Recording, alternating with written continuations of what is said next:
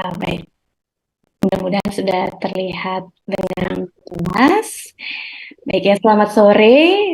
Saya bingung nih manggilnya Bapak Ibu atau teman-teman ya, karena saya di pikirannya kemarin-kemarin itu waktu diundang ya Bapak Ibu sajalah karena sudah pada eh, dewasa semua di sini. Mungkin ada yang sudah bekerja, ada yang sudah berpengalaman juga di bidang-bidang yang profesional begitu. Jadi izinkan saya untuk menyapa audiens di sini dengan Bapak dan Ibu. Baik, adapun topik kuliah tamu alumni yang akan saya bawakan di sore hari ini itu adalah Conducting Research on Corpus Linguistic Highlights to L2 Academic Writing. Nah, korpus menjadi topik pembahasan yang sangat saya sukai ketika saya masuk S2 gitu. Jadi ketika S1 saya sama sekali tidak ada gambaran korpus itu apa atau korpus itu piye gitu. Jadi hal yang baru sebenarnya bagi saya tentang korpus ini dan baru saya dalami ketika S2 dan ketika menjadi dosen pun karena saya bekerja di sebuah kampus pariwisata begitu di Bali, saya cukup merasa challenging juga bagaimana cara menerapkan korpus linguistik ini ke sesuatu atau bahasa yang sifatnya lebih ke akademik, specific purpose begitu. Baik, saya akan langsung ke slide selanjutnya. Seperti yang disampaikan oleh Mem Almira barusan bahwa Bapak Ibu di sini sangat diperkenankan untuk mengontak saya ya jika ada ingin mendiskusikan sesuatu atau mungkin ingin kolaborasi karya tulis atau paper itu mohon Bapak Ibu jangan sungkan-sungkan untuk menghubungi bisa via WhatsApp dengan nomor WhatsApp saya yang sudah tertera di situ atau juga bisa lewat email atau kalau Bapak Ibu mungkin kebetulan nih sedang ada conference atau kunjungan studi di Bali itu silakan datang ke kampus saya. Saya beroffice di postgraduate programnya di Institut Pariwisata dan Bisnis Internasional. Saya sangat menunggu kehadiran Bapak Ibu di Bali secara langsung gitu. Ya mungkin nanti Mem Almira bikin acaranya di Bali gitu ya. Baik. Saya ada beberapa topik yang ingin dibahas di sore hari ini. Di antaranya ada major or specialized corpora. Jadi di sini saya akan lebih menekankan tentang ketika kita melakukan penelitian korpus, khususnya di academic writing, apakah kita harus memilih korpus yang besar seperti KOHA, KOKA, BNC, atau kita bikin sendiri korpus yang lebih specialized seperti itu. Kemudian untuk topik bahasan yang kedua, di sini saya akan memberikan top secret saya kenapa saya meminati academic writing untuk dikaji menggunakan korpus. Kenapa tidak novel begitu? Kenapa tidak unsur atau hal-hal yang lain? Kenapa harus academic writing dan kenapa harus L2? Nah, kemudian untuk topik bahasan yang ketiga, Recording in progress. saya juga akan membahas mengenai bagaimana cara menyeleksi atau memilih L2 academic writing yang kiranya sesuai untuk kebutuhan penelitian kita, begitu Bapak Ibu. Nah, selanjutnya di topik keempat kita juga akan membahas bagaimana cara menerapkan korpus itu sendiri ke L2 academic writing yang sudah tersedia yang juga merupakan cikal bakal data korpus kita. Nah, di akhir sesi kita akan ada sedikit summary dan karena di sini kuliah tamu alumni ya judulnya Mem Almira ya. Jadi kalau Q&A kesannya saya the most expert gitu. Jadi di sini saya juga baru belajar juga Bapak Ibu. Jadi saya akan menyebutnya sesi diskusi dan juga sesi sharing. Jadi saya juga tertarik dan excited untuk mengetahui korpus dan juga tulisan korpus yang Bapak Ibu sudah buat atau yang sudah Bapak Ibu rencanakan itu bisa kita sharing diskusikan bersama begitu. Baik, tanpa berlama-lama lagi saya akan langsung masuk ke sesi atau topik bahasan yang pertama. Di sini ada major or specialized corpus. Nah, sedikit cerita Bapak Ibu, ketika saya mengerjakan riset yang corpus base atau yang menggunakan corpus, itu salah satu pertanyaan besar yang saya miliki adalah data apa atau data mana nih yang bisa saya pakai. Kalau idealnya researcher itu kan tahu fenomenanya apa, terus kita akan mencari korpusnya atau membuat korpusnya. Tetapi ketika kita sudah dihadapkan dengan deadline harus publikasi ini itu, kadang-kadang waduh harus milih yang mana nih gitu. Nah, seperti yang Bapak Ibu ketahui, korpus atau korpora bentuk jamaknya ada dua jenis, yang sudah ada yang bentuknya besar, sangat ekstensif sekali, dan juga ada yang bentuknya secara ukuran teks itu jauh lebih kecil atau specialized corpus. Mungkin di sini saya akan bacakan sedikit atau jabarkan sedikit mengenai pengertian korpus itu sendiri. Yang ini sudah pasti sudah sangat familiar ya, pengertian korpus yang sudah diajarkan di kelas S2 Ilmu Linguistik Universitas Airlangga. Korpus itu adalah database yang ekstensif yang tersimpan di sebuah komputer. Jadi Bapak Ibu mohon dicermati, kata-kata yang saya bold ini adalah sebenarnya menurut pengalaman saya atau berdasarkan pengalaman saya adalah kunci dari apakah kita harus memilih korpus yang besar atau korpus yang specialized yang kita bangun sendiri. Ya, data yang harus ekstensif. Kemudian data itu harus tersimpan di komputer. Kemudian datanya juga harus mengandung atau memiliki empirical description yang bersumber dari written dan juga spoken text. Nah, contoh-contohnya itu seperti daily conversation, itu sudah pasti spoken text. Kemudian newspaper, novels, itu sudah pasti written text. Atau mungkin nanti ada majalah, Bapak Ibu mungkin suka berlangganan majalah apa, kemudian Bapak Ibu buat dia sebagai korpus yang specialized, itu juga pasti bisa Bapak Ibu. Nah, di sini korpus dianggap sebagai sarana atau tools yang terbaik yang bisa digunakan untuk menggambarkan textual domain atau karakteristik asli atau autentik atau real dari suatu bahasa tertentu. Nah, di sini yang saya bold atau yang saya garis bawahi adalah extensive database, kemudian dia sifatnya empirical, tersimpan di komputer, dan juga bisa bersumber dari written atau spoken text. Kalau spoken otomatis harus kita transkrip terlebih dahulu, dijadikan teks dahulu, di-store ke komputer, baru kemudian jika jumlahnya sudah bisa dikategorikan ekstensif, itu bisa kita sebut sebagai korpus jika jumlahnya hanya satu, atau korpora jika memang lebih dari satu korpus yang dibuat. Ya, extensiveness atau density atau kepadatan database yang Bapak Ibu miliki, kemudian tersimpannya di komputer, dan juga written dan spoken text ini akan saya bahas lebih mendetail di sini. Nah, balik lagi ke pernyataan saya di awal. Saya kadang-kadang bingung ketika ingin mulai mengambil laptop dan menulis suatu paper, saya harus pakai korpus yang mana? Well, kegalauan saya itu sebenarnya berasal dari harus seberapa besar korpus yang saya punya sampai itu bisa dikatakan suitable atau appropriate untuk disebut sebagai sebuah korpus. Nah, kalau menurut penjelasan dari Sinclair, sebenarnya Bapak Ibu tidak ada jumlah maksimum atau jumlah minimum teks atau suatu kata di korpus yang bisa dikatakan, oh ini jumlah yang ideal itu seperti ini.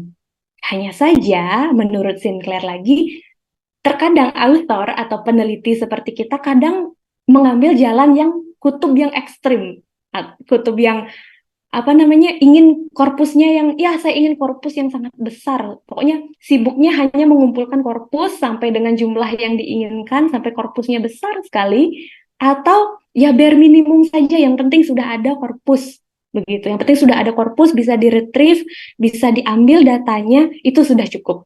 Begitu. Nah, lanjut lagi, kalau menurut Sinclair, korpus yang ideal itu semestinya itu memang seharusnya large. Jadi memiliki teks atau data yang cukup untuk bisa diolah. Namun, lagi-lagi Bapak Ibu, kata large ini sendiri masih bisa diperdebatkan begitu. Ada yang bilang jumlah segini, jumlah segitu, itu masih open to debate. Nah, kemudian ada pendapat lagi yang menyatakan bahwa corpus driven atau corpus based itu sebenarnya berdasar pada kualitas dari korpus yang dibangun atau representativeness-nya, keterwakilan yang bisa dihasilkan oleh korpus, karena fungsinya korpus itu sendiri apa? Untuk menghasilkan data yang sifatnya akurat. Begitu. Nah, ini juga salah satu alasan saya menyukai analisis korpus, Bapak Ibu.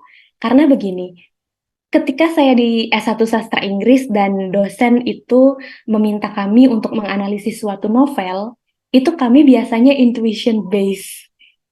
Ya, intuition based, apakah jangan-jangan ini ya, jangan-jangan ini ya. Belum lagi novel itu kan takes time untuk dibaca. Benar-benar jumlahnya bisa sampai kadang ratusan halaman.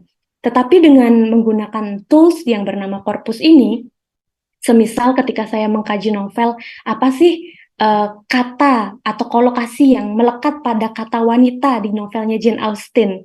Jadi alih-alih saya hanya bersandar pada teori, ya mungkin Jane Austen itu menulis novelnya atau dia tumbuh menulis novel di masa first wave of feminism. Jadi kata-kata perempuan otomatis kata sifatnya pasti yang positif-positif saja. Nah, jika sudah menggunakan korpus, itu kita sudah tidak tebak-tebakan lagi begitu. Jadi benar-benar accurate results.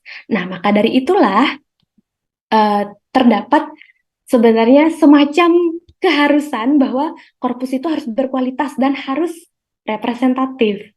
Nah, kalau korpus yang representatif, otomatis korpus memerlukan data yang cukup besar untuk bisa digunakan. Nah, lebih lanjut juga, Byber juga menyampaikan bahwa representativeness ini juga akan berdampak pada research question kita, Bapak Ibu. Dan juga kemampuan untuk mengeneralisir kesimpulan yang kita buat di conclusion paper kita nanti. Baik, izinkan saya melanjutkan. Masih lanjut ya. Nah, ini adalah beberapa gagasan atau POV, point of view, dari beberapa ahli. Mungkin nama-nama ini sudah pasti sangat amat familiar dengan Bapak Ibu sekalian di sini, karena namanya ini expertnya korpus semua, ibaratnya dewanya korpus semua nih berkumpul di sini. Ada Byber, McInerny, dan juga Wilson.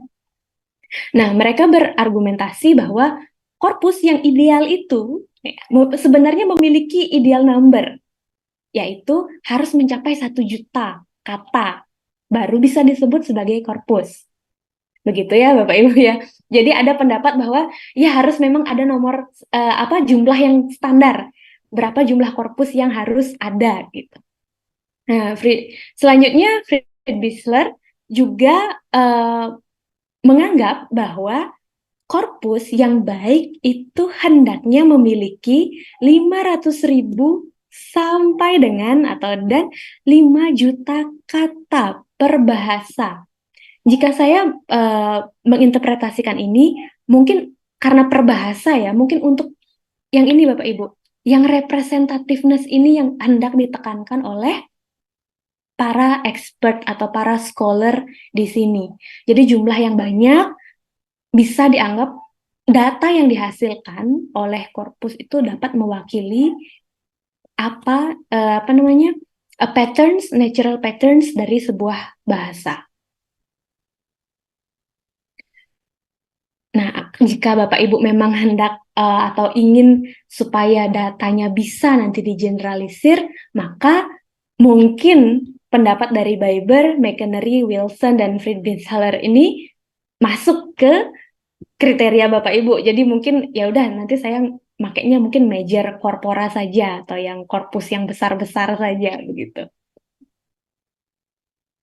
Namun lagi dan lagi seperti halnya dua sisi koin ya, dua sisi mata uang, ada yang prefer dengan korpus yang besar, tetapi ternyata ada juga beberapa ahli yang menyatakan bahwa korpus itu meskipun dia sangat besar, tetapi tidak menjamin loh lebih bagus. Seperti itu. Tidak menjamin lebih bagusnya bagaimana? Karena ada pendapat bahwa justru korpus yang kecil atau korpus yang jumlah katanya itu lebih sedikit, itu lebih mampu untuk memproduksi atau menghasilkan hasil yang lebih bagus khususnya di bidang-bidang yang spesifik. Nah, di sini juga ada pendapat bahwa korpora atau beberapa korpus dengan jumlah yang lebih kecil dalam hal ini terdiri dari ya beberapa ribu, nih ini ribu ya Bapak Ibu ya. Kalau kita bandingkan saran dari Biber, kemudian McHenry dan Wilson dan juga Fritz Bihler, itu disarankan ratusan bahkan hingga jutaan kata. Gitu. Maaf. Ya. Oke. Nah, di sisi yang lain, kita sudah masuk ini ke specialized corpora. Di sisi yang lain, korpus yang lebih kecil itu juga sebenarnya nggak apa-apa, Bapak Ibu. Nanti Bapak Ibu akan lihat sendiri bagaimana saya membuat riset artikel itu dengan menggunakan specialized corpora yang saya bangun sendiri. Itu datanya hanya memang a few hundred thousand words saja, tetapi bisa menghasilkan penelitian yang cukup bagus sehingga bisa diterima di Scopus ya. Baik, saya akan lanjutkan kembali. Nah, ini adalah untuk menyimpulkan ya, seharusnya saya pilih korpus besar atau korpus yang kecil atau specialized corpus. Ini adalah statement atau pendapat dari Biber yang sangat saya sukai begitu. Bahwa ketika Bapak Ibu nanti penelitiannya itu mengkaji menggunakan korpus linguistik, data yang terkumpul itu bukan hanya sekedar koleksi dari teks. Jadi korpus itu bukan cuma sekedar berapa banyak teks yang Bapak Ibu bisa kumpulkan, lalu Bapak Ibu sebut itu sebagai korpus. Tidak seperti itu. Tetapi korpus itu hendaknya mencoba untuk satu, dapat menjadi representasi suatu bahasa, which is dalam hal ini tentu saja major corpus, atau lebih spesifik lagi, menjadi proporsi atau bagian kecil yang dapat menjadi proporsi ya, sebuah bahasa tertentu. Jadi jawabannya, apakah major atau specialized corpora? Ya 50-50, it depends on the researcher. Kembali lagi ke penelitinya, kembali lagi ke topik penelitiannya, korpusnya mau tentang apa. Karena ya seperti ini tadi yang Biber sampaikan, lebih dari sekedar collection of text dan juga ya hendaknya mampu mewakili atau menciptakan keterwakilan sebuah bahasa atau menjadi porsi. Ya, yang namanya porsi kan tidak selalu atau tidak selamanya itu besar Bapak Ibu. Jadi juga kadang-kadang lebih kecil atau lebih spesifik.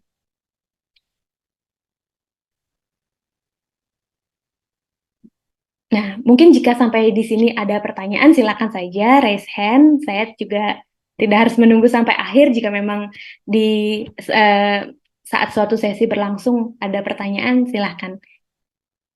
Nah, mudah-mudahan terjawab juga ya topik pertama kita, major dan specialized corpora ini.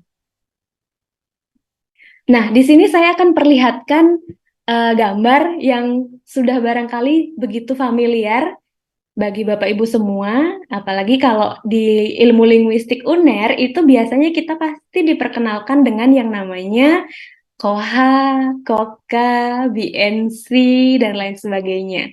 Ya, jadi KOHA atau Corpus of Historical American English dan KOKA ini adalah salah satu korpus raksasa yang Bapak Ibu bisa lihat sendiri jumlah katanya itu sudah di atas juta Bapak Ibu. Dia sudah billion jumlah katanya. Bisa dibayangkan betapa besarnya korpus ini begitu. Kalau misalnya kita sebagai peneliti yang sendirian itu mengumpulkan korpus bisa sih sebenarnya, apalagi dengan bantuan alat-alat korpus sekarang yang sudah semakin canggih meskipun berbayar begitu, mengumpulkan 1 juta kata itu bisa dengan mudah dilakukan. Ya, nanti kalau misalnya Bapak Ibu menggunakan scat engine gitu misalnya, itu bisa dilakukan dengan cepat dan mudah. Tapi untuk data sebesar ini mungkin kita bisa depends on atau rely on ya udah korpus yang sudah ada saja yang kita pakai. Boleh dengan Koha, Koka, atau ya ini British National Corpus yang juga jumlahnya sangat besar, ya sekitar 100 juta koleksi kata, baik dari spoken dan juga written language. Karena di diskusi kita tadi ada menyebut written text dan spoken text, perlu saya sampaikan, perlu saya informasikan Bapak Ibu bahwa Koka dan juga Koha itu mengandung teks yang bersumber dari written dan juga spoken. Jadi jangan khawatir kalau misalnya sudah memakai korpus yang gigantic seperti ini, mereka sebenarnya sudah ada semua. Mau Bapak Ibu nyari spoken text ada, written text apalagi itu banyak sekali.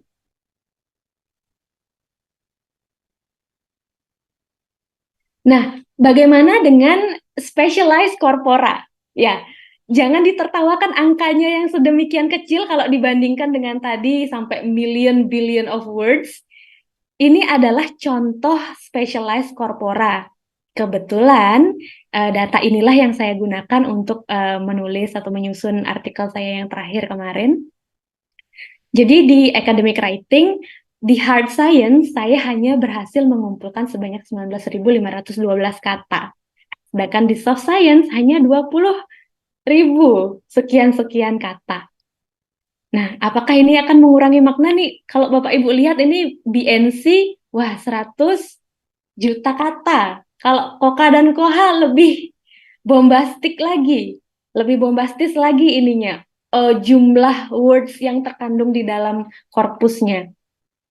Tapi ternyata bisa Bapak Ibu, apalagi para ahli sudah menyatakan bisa. Korpus yang kecil, it works gitu. Korpus yang kecil pun juga bisa dipakai, asal ketika kita mengcompile data untuk membangun korpus ini, kita memperhatikan beberapa hal. Nah, beberapa hal itu nanti akan saya jelaskan di slide selanjutnya. Jadi, di sini saya hanya akan memperlihatkan dulu betapa sebenarnya jomplangnya jumlah koleksi kata yang dimiliki oleh korpus yang mayor, yang major korpus, dengan korpus specialized yang biasanya dibangun atau dibuat berdasarkan kebutuhan masing-masing peneliti. Oke, nah karena korpus yang besar itu sudah ada penanggung jawabnya ya, sudah ada tim khusus yang membuat gitu, para ahli di sana sudah yang membuat korpus mayor tersebut. Jika Bapak Ibu tertarik dengan penelitian korpus di academic writing, maka yang bisa saya sarankan adalah coba Bapak Ibu untuk membangun korpus atau korpora Bapak Ibu sendiri. Ini adalah salah satu contoh yang bisa saya sajikan di kesempatan ini. Ya, kita mulai dengan data source-nya dulu. Di sini juga akan saya sampaikan nih, kenapa saya tertarik dengan L2 atau penulis dengan penutur bahasa non-Inggris atau penutur Inggris yang menjadi bahasa kedua begitu. Ya, karena penulis-penulis kita, penulis-penulis yang non asli, penutur non jati bahasa Inggris, itu sebenarnya sangat berpotensi sekali, sangat banyak sekali data yang Bapak Ibu bisa ambil, yang Bapak Ibu bisa compile untuk achieve objektif dari paper yang sedang Bapak Ibu kerjakan. Saya ambil contoh. Kalau dari literatur yang saya baca gitu, termasuk papernya Mem Almira nih banyak sekali menginspirasi papernya Mem Almira dan Pak Denny itu seringkali saya kutip loh teman-teman. Ya, Bapak Ibu. Tapi beliau itu menggunakan data yang bersumber dari Elsevier, dari Scopus biasanya rata-rata yang digunakan. Nah, saya melihat peluang di sini, mengapa tidak kita menggunakan juga data atau teks academic writing yang dihasilkan oleh penulis-penulis kita di Indonesia, begitu. Kan masih sangat minim atau masih sangat jarang saya rasa ada yang melakukan penelitian seperti itu. Nah, di sini Sinta atau ya kalau misalnya dosen udah pasti familiar ya dengan Sinta ini. itu mengakomodasi sekian banyak author atau penulis dari 5.000 lebih universitas dan 7.000 lebih publisher jurnal. Sehingga bisa disimpulkan kalau saya mengambil data dari Sinta, saya tidak akan khawatir data saya itu nggak nyampe gitu, nggak nyampe target begitu Bapak Ibu. Karena banyak sekali. Karena Sinta pada saat ini ya, sependek yang saya ketahui, Sinta adalah the most extensive Indonesian academic community database. Jadi database dosen-dosen di Indonesia itu dan juga penelitian-penelitiannya, termasuk jurnal-jurnalnya itu sekarang terpusat atau tersenternya di Sinta ini, begitu. Nah, ketika tantangan juga ya, ketika kita ingin membuat korpus kita sendiri, kita juga harus pandai-pandai membuat limitation atau set lah batasannya seperti apa. Karena nggak mungkin satu data Sinta, satu website itu saya crawling semua begitu. Padahal di paper yang saya buat, rumusan masalah saya itu terbatas. Hanya ingin mengkaji beberapa aspek linguistik saja. Jadi di sini saya membatasi ya, hanya memilih lingkup bidang ilmu sains, sosial, dan juga humanities. Dan juga hanya memilih abstraknya saja. Nanti saya juga akan memberikan penjelasan kenapa ketika saya melakukan riset di L2 Academic Writing, kadangkala saya hanya memakai bagian abstraknya saja, Bapak Ibu. Nah, kemudian kriteria yang saya tetapkan selanjutnya di sini ada tahunnya juga, nanti akan berkaitan dengan apakah korpus kita itu korpus yang diakronik, historis, atau yang sinkronis, seperti itu. Nah, tidak kalah penting juga ketika kita membangun korpora atau korpus yang specialized, kita harus menentukan objektif kita seperti apa.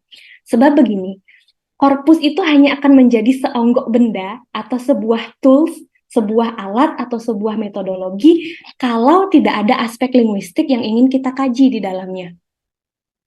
Jadi akan percuma saja ada koha yang sekian miliar kata, ada BNC yang sekian juta, 100 juta kata, kalau Bapak Ibu tidak memiliki aspek linguistik apa ya yang harus saya kaji di untuk apa namanya yang harus saya kaji menggunakan korpus ini.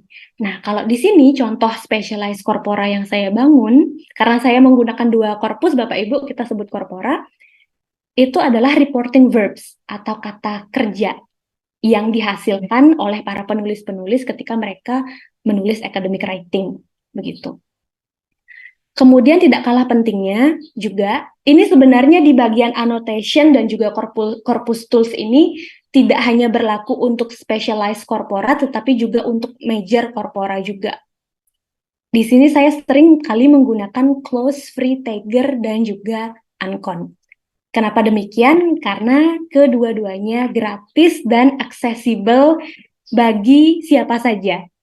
Nah, kalau misalnya Bapak Ibu menggunakan Wordsmith, kemudian Sketch Engine atau yang lain sebagainya, itu rata-rata berbayar Bapak Ibu, dan itu berbayarnya bisa bulanan atau 6 bulanan atau setahun dengan harga yang lumayan. Nah, karena kita sering dituntut untuk riset juga, ya nggak ada salahnya memanfaatkan source yang gratis seperti Close Free Tagger ini dan juga Uncon. Oke, saya lanjutkan lagi. Ya, masih dengan pembahasan yang sama, pemilihan major atau specialized corpora. Kita sekarang masuk ke ruang lingkup yang baru, Bapak Ibu. Mengapa korpus itu disebut korpus? Ya, karena dia terdiri dari teks atau sekumpulan teks yang jumlahnya begitu besar atau cukup besar dalam bentuk elektronik. Jadi ketika Bapak Ibu nanti, seperti saya waktu S2 kemarin kan menganalisis abstrak yang dihasilkan oleh mahasiswa sastra Inggris Universitas Airlangga dari tahun 1992. Ada data abstrak yang ketemu bentuknya itu elektronik, sudah ada di repositori, tetapi ada yang masih berupa hard copy karena tidak ada sama sekali soft copy-nya. Nah, itu belum bisa kita sebut sebagai korpus apabila belum berbentuk elektronik. Ya, jadi korpus teks yang akan kita proses menggunakan alat korpus, seperti contohnya Uncon, because I like free things, ya, saya suka hal yang gratis gitu Bapak Ibu. Saya pakai contohnya Uncon terus di sini. Itu biasanya disimpan dalam bentuk plain text atau TXT, atau saat ini Uncon juga sudah bisa memproses yang bentuknya PDF. Tetapi kadangkala saya juga lebih prefernya TXT begitu. Nah, kemudian ada juga alat korpus yang lain, ini juga sebagai salah satu contoh dan bukti juga bahwa data korpus kita memang bentuknya elektronik. Ada alat yang bernama Scat Engine. Nah, dari Scat Engine ini kita dapat melakukan data crawling dari berbagai website.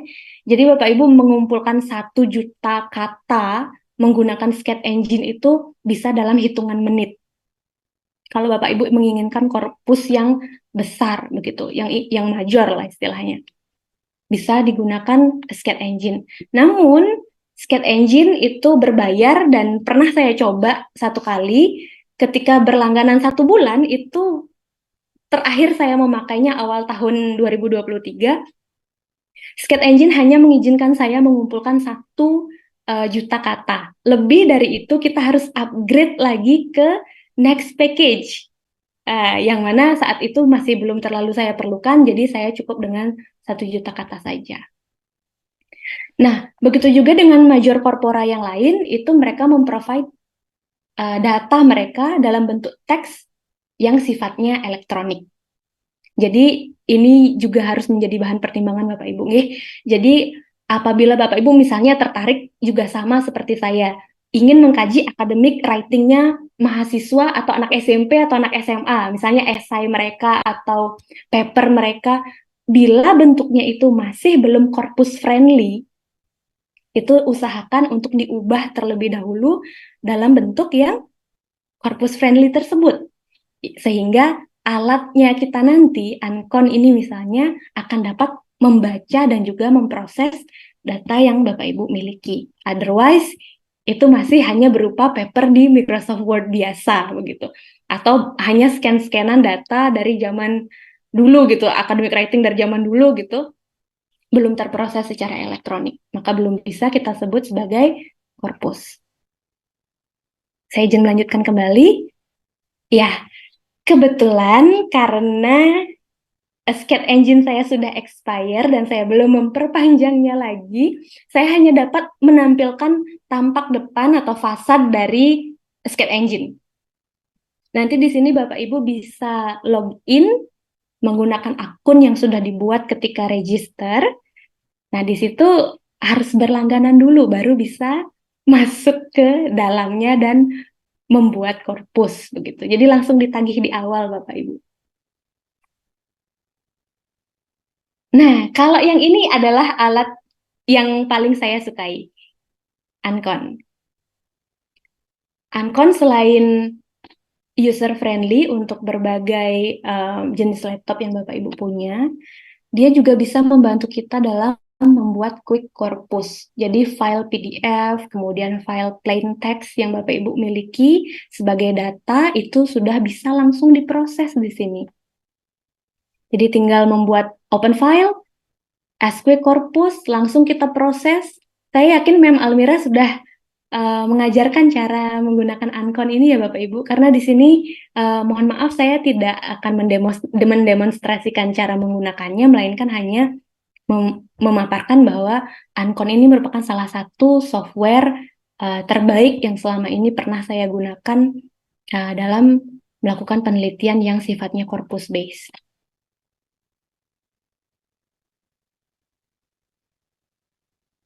Nah, ini dia Bapak Ibu, bisa dilihat. Uncon, ini lanjutan yang tadi, nggih. Uncon itu dapat membaca file dengan format plain text, PDF, docs juga ternyata sekarang sudah bisa, HTML, dan lain sebagainya. Jadi silakan disesuaikan dengan data yang Bapak Ibu miliki. Yang penting dia harus terstore di komputer, sifatnya elektronik, dan bisa dibaca oleh Corpus Tools. Otherwise, takutnya data yang sudah kita kumpulkan dengan susah payah itu menjadi percuma saja atau sia-sia nanti jadinya. Oke, saya izin lanjut lagi. Ketika kita menentukan atau sudah menentukan kita memilih korpus yang mayor atau yang specialized, ada beberapa hal yang perlu sekali dicermati. Kalau tidak, itu akan memperlama proses kita melakukan riset.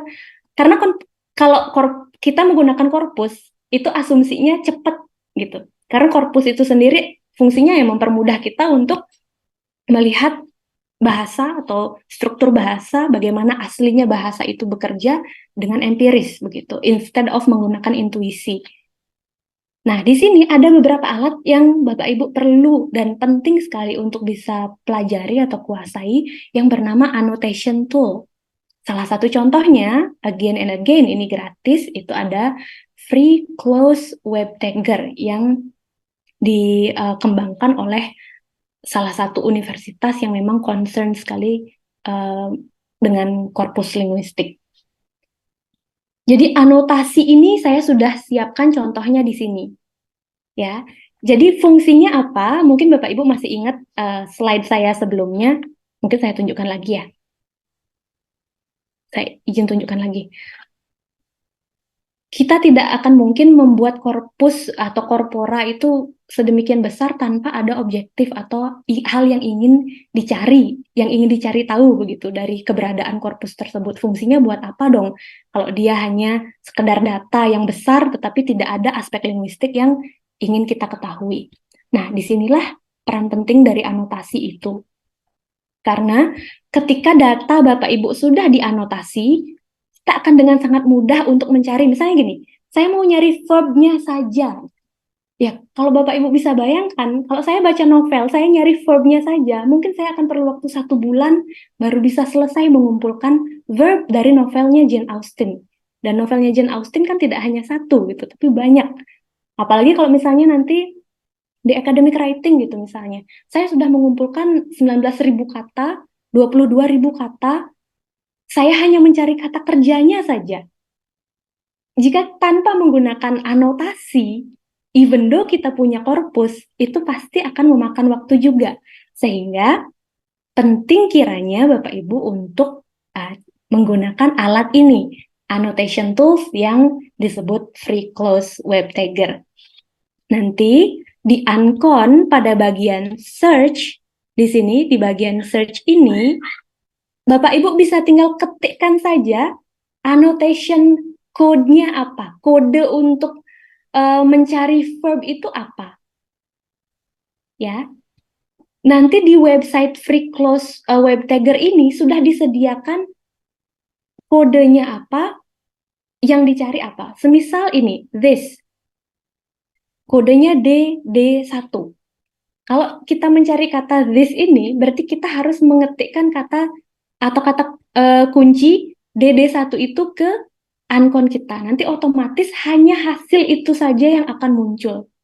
Nanti ketika Bapak Ibu hanya ingin mencari top 50 atau top 100 data tertinggi, itu kan dikembalikan lagi ke desire-nya Bapak Ibu inginnya mencari data sebanyak apa dari yang sudah dihasilkan.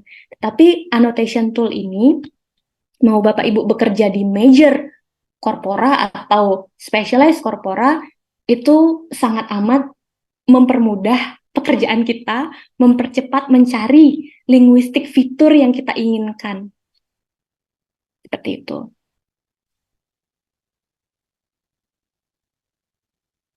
Nah, tidak ketinggalan Bapak Ibu, karena ini based on experience, ketika Bapak Ibu punya data untuk membuat korpus atau membuat korpora, penting untuk cek Unicode-nya. Karena jangan sampai ketika kita sudah mengkonvert Microsoft Word kita misalnya ke TXT, ini pengalaman saya pernah juga, Mem Almira, saya pernah diingatkan sama Pak Denny, ini Gusti, kayaknya Unicode-nya masih belum sama semua karena ada karakter atau alfabet yang tidak direcognize oleh korpus software. Nah, jadi make sure nanti Unicode-nya, kalau misalnya dulu itu saya memakai Unicode UTF -8, seperti itu. Jadi semua datanya saya treatment seperti itu, akhirnya semuanya alfabet yang kita kenali. Jadi bukan karakter-karakter aneh yang muncul begitu. Jadi ini sangat perlu diperhatikan karena takutnya nanti itu mempengaruhi ke word counts atau jumlah kata yang sudah kita miliki di korpus yang sudah kita bangun. Baik.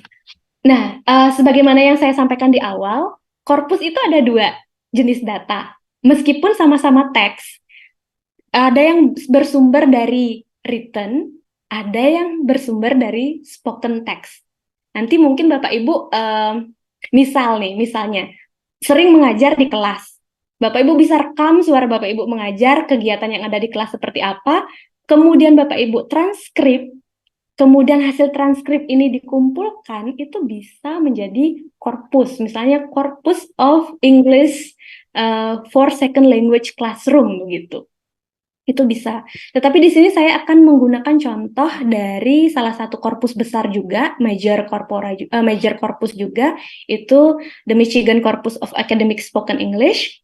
Nah, kalau untuk written dan spoken yang menjadi satu, Bapak Ibu bisa cek di English Corpora. Itu tempat di mana Koha, Koka, dan lain sebagainya berkumpul.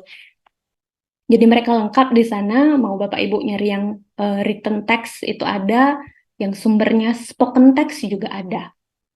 Mereka biasanya dari conversation atau television itu biasanya ada nih di sini, di englishcorpora.org ini. Nah, seperti ini misalnya Bapak Ibu. Ini contohnya Corpus of Contemporary American English atau biasa kita sebut sebagai KOKA. Di KOKA ini kalau kita lihat, misal ini saya kemarin mencoba untuk mengetik kata however.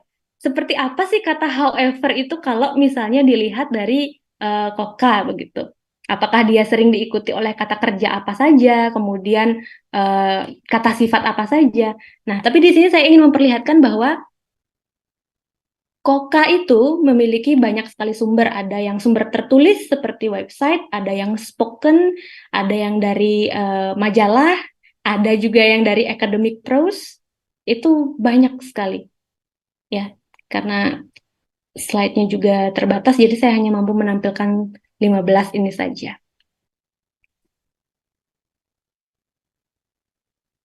Kemudian,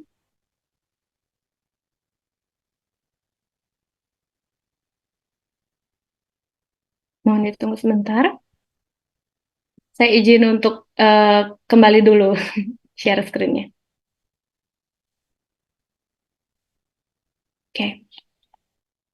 Nah, kemudian kita punya my case. University of Michigan itu juga salah satu kampus yang kalau saya baca di beberapa artikel, sering kali peneliti itu menggunakan korpus ini untuk mencari data. Kenapa demikian? Ya, karena mereka memiliki transkrip yang jumlahnya cukup fantastis, ya, sebanyak sekian juta kata tersedia di websitenya atau di korpusnya Mickey's ini. Kemudian dia juga memiliki dua pilihan akses, ada yang browse dan juga ada search. Jadi kalau Bapak Ibu tertarik untuk mencari concordance dan lain sebagainya itu bisa langsung ke search. Tapi jika ingin membrowsing saja itu bisa ke browse Mickey's. Saya pribadi sejujurnya belum pernah menggunakan Mickey's ini dalam paper gitu. Jadi mungkin kalau Mem Almira mengajak, mungkin saya mau Mem untuk ikut menggunakan spoken academic English. Nah, ini adalah tampilan dari Mickey's. Di sini kita bisa cek ya, speakers attributes-nya saja sudah banyak. Dari academic position roles, apakah nanti Bapak Ibu inginnya dia junior faculty, junior grade student. Di sini pilihan bawahnya sebenarnya banyak sekali, namun yang tampil di screenshot ini hanya dua. Kemudian ada juga status speakernya, apakah Bapak Ibu mau meneliti bahasa Inggrisnya native atau near native. Ternyata ada istilah near native juga, jadi non native, near native, dan juga yang native speaker. Kemudian Bapak Ibu juga bisa membuat atau menyeleksi berdasarkan first language-nya apa. Nah, kita sebagai orang Indonesia kan first language kita adalah bahasa Indonesia. Jadi bisa dipilih di sini. Kemudian juga transkrip attributes-nya di event seperti apa speech ini atau kata-kata yang hendak Bapak Ibu jadikan data ini terjadi begitu. Apakah ketika sesi konsultasi ataukah ketika sedang ada kolokium seperti itu banyak sekali pilihannya. Kemudian academic division-nya juga sama dari berbagai bidang keilmuan dan disiplin. Jadi menyenangkan Bapak Ibu ketika kita mengkaji academic writing dari L2 itu ada korpus besar yang sudah siap sedia dengan begitu besarnya data yang dia miliki.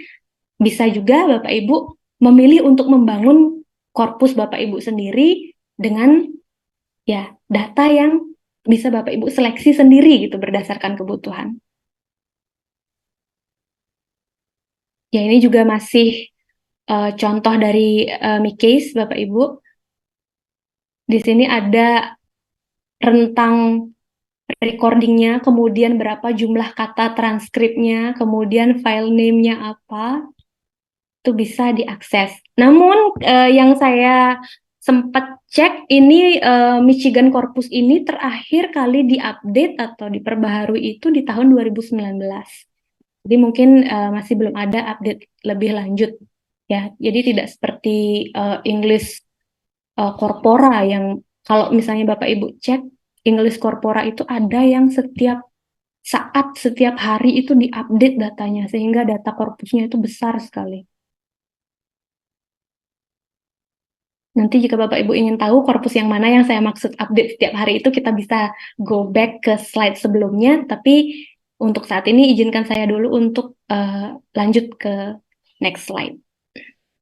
Ya, ini masih contoh dari Mikcase, masih kata however juga. Karena saya kadang-kadang begini, saya ingin pakai kata however atau but ya, gitu.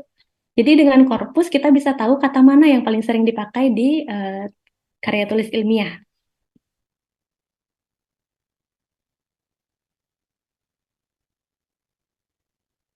Oke. Baik. Ya, tadi kita sudah mengakhiri diskusi tentang apakah memilih major corpora atau specialized corpora. Jadi saya simpulkan it depends on you sebagai nanti korpus usernya. Apakah Bapak Ibu lebih nyaman menggunakan korpus yang besar atau korpus yang khusus? Nah, di sini sesuai dengan janji saya akan meng-highlight mengapa academic writing itu menjadi bagian yang saya pilih untuk saya teliti menggunakan korpus. Kenapa enggak magazine? Kenapa enggak iklan? Kenapa tidak banyak hal lain yang bisa kita sebenarnya kaji menggunakan korpus linguistik ini? So, why academic writing dan khususnya kenapa L2 gitu? Ya, kita mulai dulu dari academic writing. Ya, sebagaimana yang Bapak Ibu ketahui bahwa demand untuk melakukan publikasi itu membuat academic writing menjadi potential data source yang tidak akan pernah ada habisnya. Jadi tidak mungkin dunia ini berhenti menghasilkan academic writing, Bapak Ibu. Tidak mungkin berhenti, kecuali mungkin ya padam lampu seluruh dunia, mungkin para penelitinya nggak bisa kerja karena laptopnya nggak ke-charge itu ya mungkin ya. Tetapi academic writing ini akan selalu ada, akan selalu menjadi potential data source yang sangat besar. Nah, ketersediaannya atau ketersediaan academic writing ini itu ada dari korpus yang skalanya besar sampai dengan korpus yang skalanya kecil. Kemudian, kalau korpus yang skalanya kecil, kita bisa membangun beberapa korpus atau korpora across, mohon maaf atas kesalahan ketiknya di sini, across multiple academic genre. Jadi banyak bidang ilmu yang Bapak Ibu bisa bangun korpusnya sendiri-sendiri.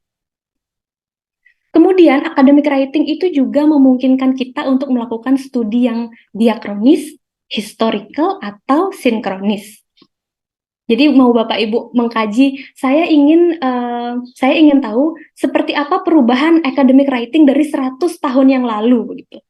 Nah, kalau tanpa korpus itu kan seems impossible gitu kan. Tapi dengan korpus itu kita bisa melakukannya dengan menggunakan kajian yang sifatnya diakronik. Jadi misalnya perubahan seperti apa yang terjadi di academic writing 100 tahun terakhir dari segi linguistik itu bisa kita ketahui. Nah, kemudian ini saya masukkan juga. Kenapa saya memilih L2 atau penutur bahasa kedua atau penutur non-jati? Itu karena bahasa Inggris itu sangat mendominasi sebagai bahasa yang digunakan untuk publikasi. Begitu Bapak Ibu. Jadi bagaimana nanti penulis-penulis kita dalam menghasilkan academic writing-nya itu kan akan menjadi topik yang sangat menarik untuk dikaji lebih lanjut. Kemudian ada juga authorial identity. Ya, sebagai penulis yang novice, saya selalu menganggap diri saya itu penulis yang novice, penulis pemula gitu. Kadang ketika menulis, ada kata-kata yang saya ingin coba klaim bahwa ini adalah temuan saya. Nah, fitur-fitur linguistik ini bisa Bapak Ibu juga kaji menggunakan korpus. Jadi Indonesia itu pasti punya advance author, penulis yang sudah ahli atau penulis yang masih pemula, seperti misalnya mahasiswa S1, seperti itu, datanya bisa kita pakai juga. Jadi Bapak Ibu nggak akan kehabisan ide ketika topiknya itu academic writing gitu. Nah, juga yang terakhir di sini yang mau saya highlight adalah ya, academic writing yang berbahasa Indonesia dan berbahasa Inggris itu masih minim studi komparasinya. Mau academic writing berbahasa Indonesia itu studi korpusnya juga masih minim sekali. Mungkin inilah saatnya kita, saya dan juga Bapak Ibu sekalian yang harus melanjutkan ini. Yang harus mencari tahu seperti apa sih academic writing berbahasa Indonesia, lalu jika dibandingkan dengan academic writing berbahasa Inggris, itu jatuhnya gimana? Jika dilihat dari, nah ini bagian terserunya Bapak Ibu, jika dilihat dari aspek linguistiknya. Jadi bagaimana cara mereka menggunakan tenses, verbs, kemudian mungkin lexical bundle. Jadi kalau lexical bundle, suhunya itu adalah teman saya, Mem Almira, itu sering sekali melakukan riset tentang lexical bundle ya. Kalau saya paling ya grammar, tenses, verb, seperti itu. Atau juga penggunaan hedges di academic writing, itu juga menjadi topik yang nggak kalah menarik. Terakhir itu saya membaca sebuah paper hedges yang digunakan di academic writing khusus paper-paper keperawatan dan juga khusus paper-paper yang uh, religious base begitu, religious base paper. Atau Bapak Ibu juga bisa mencari stance marker di sebuah academic writing. Nah, ini juga academic writing ini juga berguna bagi Bapak Ibu yang tertarik di bidang atau peminatan translation. Jadi jangan dikira bahwa korpus itu hanya untuk academic writing saja.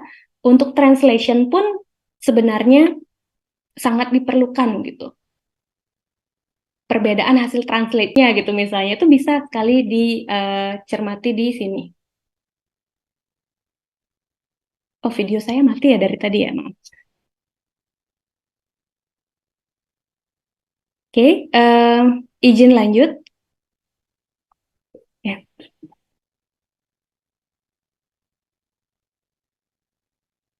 ya, tunggu sebentar ya Bapak Ibu ya. Oke. Ya, sebelum saya memaparkan mengenai bagaimana cara saya memilih atau menentukan kriteria dari academic writing yang akan saya gunakan sebagai data,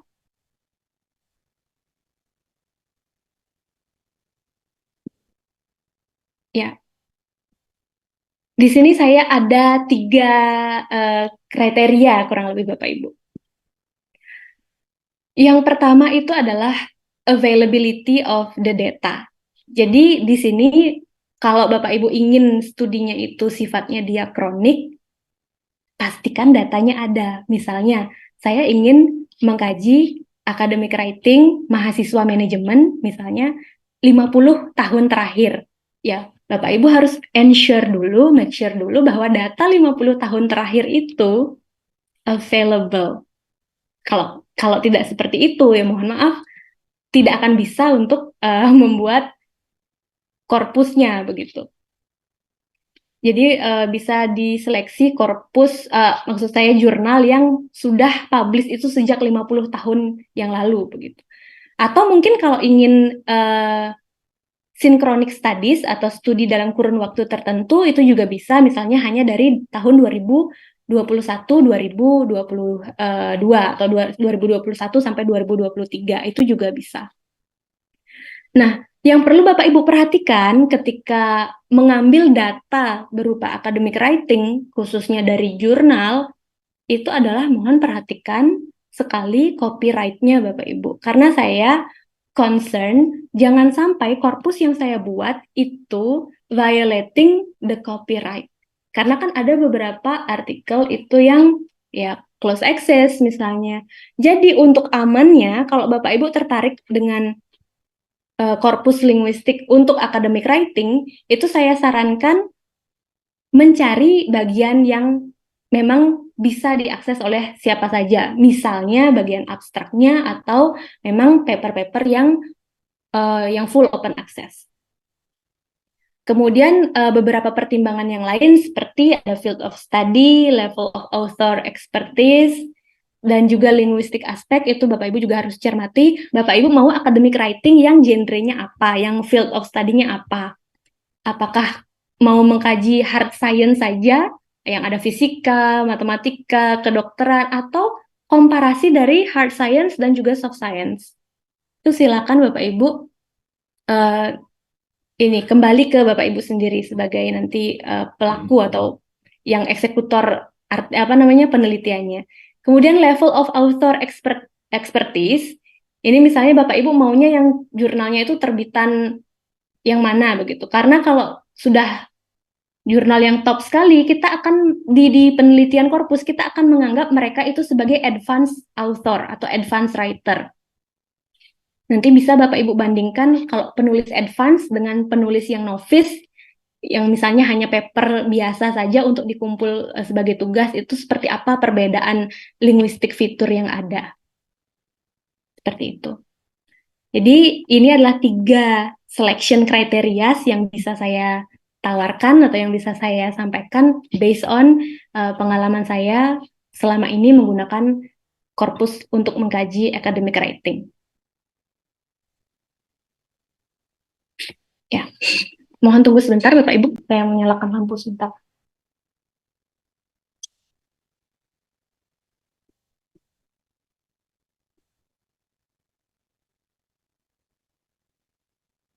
Oke, izin lanjut.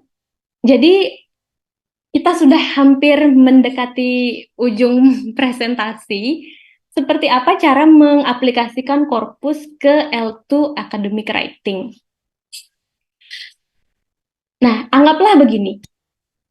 Kita sudah punya atau sudah membuat korporanya. Kita sudah membuat korpus kita, atau kalau misalnya Bapak Ibu senangnya memang major korpus, sudah menentukan mau pilih KOHA atau KOKA seperti itu. Langkah selanjutnya adalah tentukan dulu objektif dan linguistik aspek yang dikaji. Ini contoh saja ya Bapak Ibu, karena ini sebenarnya adalah tesis S2 saya itu mengkaji tentang informality di academic writing. Tapi karena acara kita bukan bedah tesis atau yang semacam itu, anggaplah ini hanya sebagai contoh semata. Jadi di sini ketika kita sudah punya korpus, yang selanjutnya adalah kita mencari tahu nih, saya ingin mencari tahu aspek linguistiknya apa saja. Nah, khusus di contoh ini saya mengkaji informality-nya. Jadi academic writing yang digadang-gadang itu sebagai tulisan yang baku, sebagai tulisan yang formal, ternyata beberapa sumber itu menyebutkan enggak juga kok, ada kok semakin sekarang academic writing itu semakin decline, udah enggak formal-formal banget begitu. Nah, dari situlah muncul ketertarikan saya, apa iya begitu. Ya kan, saya selalu seperti itu, apa iya sih seperti itu. Oh iya, mohon maaf ternyata video saya off lagi ya, Mem. Ya, maaf, maaf, maaf. Mungkin kepencet tadi. Ya. Nah, di sini kita sangat memerlukan teori pendukung Bapak Ibu. Jadi linguistik aspek itu Jadi akan mubazir korpus yang kita kumpulkan besar-besar atau korpus yang sudah kita bentuk dengan susah payah, kalau linguistiknya ini, hal yang mau dicari ini nggak ada gitu. Nah, dari aspek informalitas suatu karya tulis itu atau academic writing itu dikatakan tidak formal atau tidak memenuhi unsur keformalan apabila terdapat 10 aspek ini. Misal, ada first person pronoun. Contohnya apa? Contohnya penggunaan kata I atau we. Jadi kalau penulis papernya satu orang, dia kadang-kadang pakai kata I di situ. Atau kalau penulisnya lebih dari satu, dia pakai kata we di situ. Nah, kalau menurut teori, itu sebenarnya sudah masuk unsur yang tidak formal. Tapi kan kalau misalnya Bapak Ibu sering membaca paper atau kalau saya sering menerjemahkan paper, kata I dan we itu kok semakin kesini semakin sering ternyata dipakai. Nah, itulah yang menjadi perdebatan karena katanya kalau penutur aslinya yang make atau advance writer yang make itu nggak apa-apa begitu. Itu hasil kesimpulannya. Ya, yang penting ini Bapak Ibu ada aspek linguistik yang dicari, kemudian supaya saya tidak satu persatu ya membahas informality features.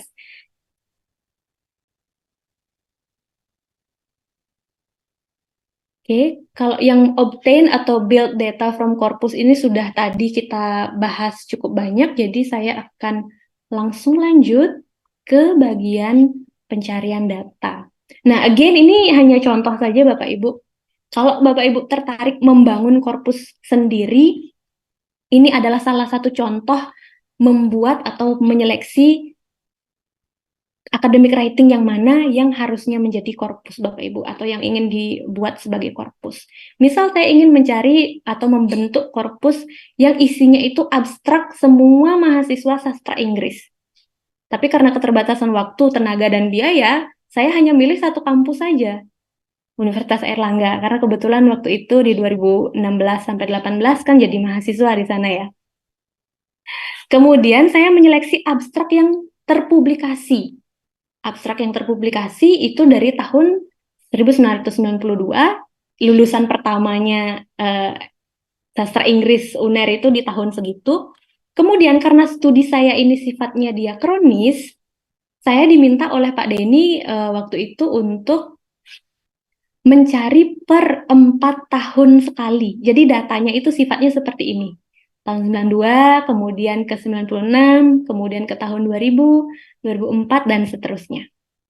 Nah, kemudian kriteria lain, karena tahun-tahun lama itu sudah barang tentu sistem penilaiannya itu masih cukup berbeda ya dengan saat ini. Kalau sekarang mungkin ada nilai AB, kemudian atau mungkin B+.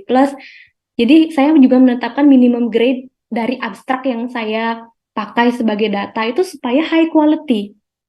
Karena seperti yang saya sampaikan di awal perkuliahan tadi, korpus itu bukan hanya sekedar koleksi dari teks, tetapi korpus juga harus memiliki teks yang berkualitas sebagai datanya. Sehingga di sini terkumpullah 114 buah abstrak. Nah, kemudian kalau Bapak Ibu masih ingat bahwa ada teks format, kalau misalnya data yang Bapak Ibu peroleh itu sudah lama atau sudah uzur, itu sangat diperlukan untuk mengetik kembali atau scan kembali karena waktu saya tesis ini mesin scannernya saya tidak punya, scanner yang bisa langsung kebaca oleh korpus itu saya tidak punya, itu saya mengetik ulang abstrak-abstrak yang saya temukan di tahun-tahun yang lama ini, tahun-tahun yang lawas ini. Sehingga apa? Sehingga dia bisa terstore di komputer. Karena sekali lagi, kalau tidak terstore di komputer, ya bukan korpus jadinya namanya Bapak Ibu.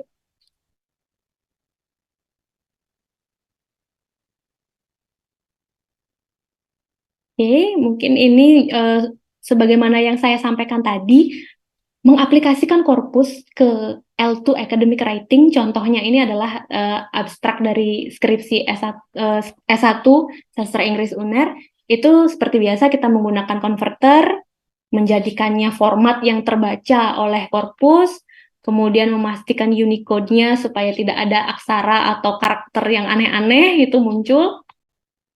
Kemudian juga ada anotasi, baru kemudian saya input dan retrieve atau ambil hasilnya itu dari Uncon. Nah, kemudian ini merupakan hal terpenting yang mungkin Bapak Ibu harus garis bawahi. Analisis. Sebelum korpus menjadi sebuah bidang ilmu, korpus itu pada mulanya, ini sebagaimana yang saya baca, pada mulanya korpus itu adalah sebuah metodologi, Bapak Ibu. Metode yang disebut korpus, begitu. Jadi tanpa analisis, tanpa bantuan atau kajian dari teori-teori yang lain mengenai linguistik, ya ini hanya akan sekedar menjadi hasil kata kerja saja, list of kata kerja, list of kata sifat, begitu. Kalau Bapak Ibu memang ada unsur statistiknya nanti, jangan khawatir, biasanya korpus itu, Uncon juga termasuk ya, itu bisa menghasilkan automatic generated statistic. Semisal frekuensi, kalau secara frekuensi itu dia biasanya sudah terhitung secara otomatis. Tapi kalau misalnya Bapak Ibu ingin misalnya mencari korelasi antara misalnya tahun sekian dengan tahun sekian, seperti itu juga bisa masih melakukan manual statistical analysis. Tapi ingat Bapak Ibu, untuk melakukan normalisasi data apabila jumlah data yang Bapak Ibu dapatkan untuk membentuk korpus itu tidak seimbang gitu. Jadi normalized data itu penting untuk dilakukan.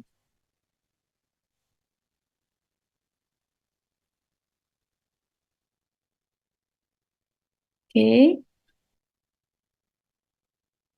Baik, kita ternyata sudah ada di bagian summary. Jadi di bagian summary ini saya ingin memaparkan kembali bahwa no matter what types of corpus yang Bapak Ibu gunakan, mau itu corpus yang besar atau kecil, itu sama bermanfaatnya, sama bergunanya untuk mengkaji academic writing. Jika memang academic writing itu menjadi bidang kajian korpus yang Bapak Ibu minati. Begitu. Jadi dari sekian banyak pilihan, pilihlah yang dirasa paling mampu untuk membantu Bapak Ibu menjawab rumusan masalah yang ada. Ya, karena di sini tersedia dari yang berbayar sampai yang gratis, tapi tidak selalu yang berbayar itu lebih bagus, yang gratis itu tidak bagus, karena saya juga membuktikan sendiri, saya memakai Uncon selama bertahun-tahun dan ternyata hasilnya oke-oke aja gitu. Baik, cukup demikian ya pemaparan materi dari saya, cukup singkat, tapi mudah-mudahan ada yang melekat di hati dan benak Bapak Ibu sekalian, sehingga bisalah kuliah tamu alumni ini ada manfaatnya ya, Mem Almira.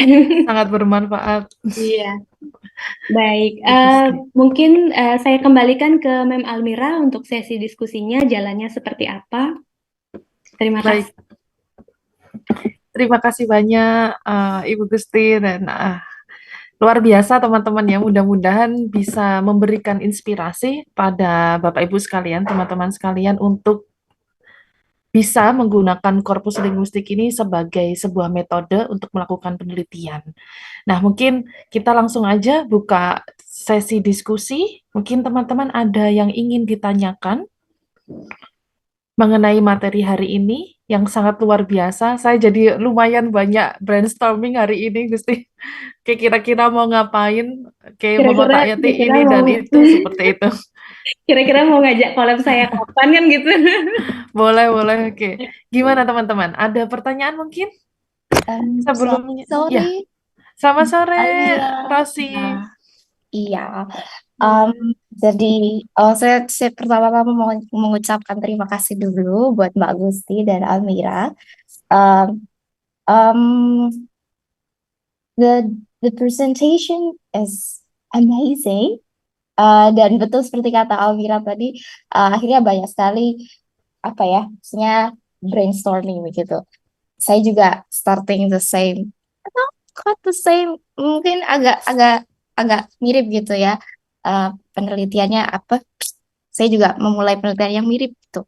Dan eh, kebetulan saya mulai itu April 2023 dan masih stuck, sangat stuck di apa namanya? di satu stepnya adalah mengumpulkan data. Jadi begini, penelitian saya itu ternyata corpus driven research. Dan Hmm. oh iya, mohon maaf, kamera ya, sorry.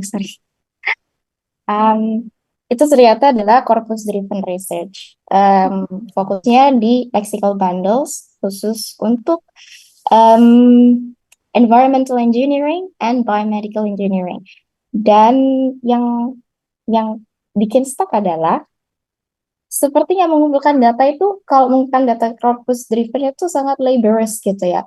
It's quite it takes a lot of time gitu. Dan mungkin ada tidak semacam ide begitu selain mengumpulkan data secara manual. Saya kapan hari itu nanya ke mahasiswa data science, ada tidak guys cara untuk meng-crawling data dari eh, jurnal-jurnal open access gitu. Saya soalnya juga pernah ya downloading jurnal open access itu secara manual, kemudian saya harus editing datanya juga secara manual, maksudnya saya harus yaitu tadi yang Unicode plus minus 8 dan sebagainya. Uh, itu sangat oh my goodness laborious work gitu. Saya harus rajin setiap hari. Um, Ternyata mereka bilang oh ada khusus untuk sosial media dan sebagainya. Ternyata yang mereka maksud adalah datanya tuh harus pakai coding dan sebagainya. Saya harus bisa Python dan sebagainya. It's quite complicated to me. Nah, maksudnya ada tidak? Pertanyaan saya cuma simpel sebenarnya. Ada tidak cara untuk crawling data itu supaya cepat gitu? Mungkin kalau saya dulu disarankan oleh Almira itu melalui PLOS ya. Dari PLOS itu ada eh, apa tinggal download, tapi tetap kan akhirnya jadinya tuh manual gitu. Kalau yang dari eh, apa namanya PLOS itu sudah ada di Angkong yang terbaru kalau tidak salah. Cuma memang saya butuh spesifik lebih ke biomedical dan environmental engineering. Jadi yang sifatnya sangat engineering tapi lebih spesifik gitu. Kemudian selanjutnya yang nomor dua, pertanyaannya adalah ini saya agak agak stuck sama pertanyaan. Saya waktu eh, mulai nulis ini, teman saya tuh nanya begini, ya oke kalau sudah tahu mau dibuat apa? Nah, itu masalah ada significant study. Oh ya, sorry.